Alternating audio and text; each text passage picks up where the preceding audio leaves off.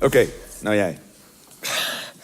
De spannende boeken van Paul van Loon, van Dolfje Weerwolfje en Fuchsia de Miniheks komen tot leven in een nieuwe familiemusical vol leuke liedjes, mystieke wezens en tovertrucs. Nee. Pst, hey, geef niet, kom.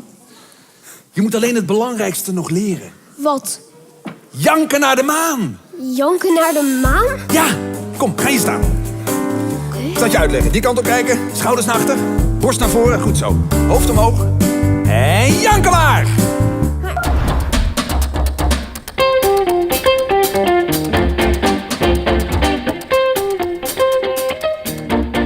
In de kinderboekenweek komt de Griezelbus van Paul van Loon naar Venlo. Fiep heeft haast, Rovers van meneer Monster, bekend van Poep en De Waanzinnige Boomhut, en de 4 Heemskinderen, geschreven door Frans Pollux. Wolkje. Hé, daar is geen wolkje. En ik zie een ster. Hopen dat die van... Voor de allerkleinste komt Kikker naar het theater. Als je een vallende ster ziet, dan mag je een wens doen. En als er een ster op je kop valt, dan zie je nog meer sterren.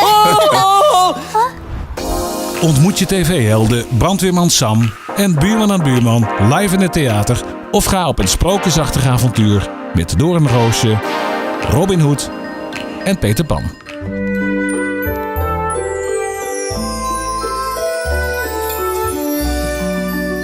In de kerstvakantie brengt het Efteling Theater een sprookjesmusical voor de hele familie. Hallo, lieve kinderen.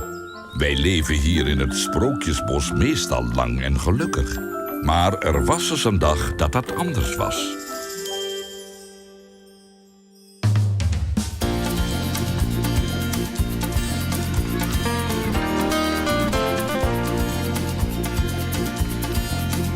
De zon schijnt, de wind waait.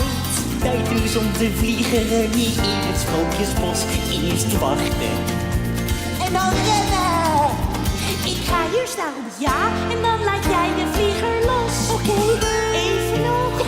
Heel even nog. Nog heel even. Ja!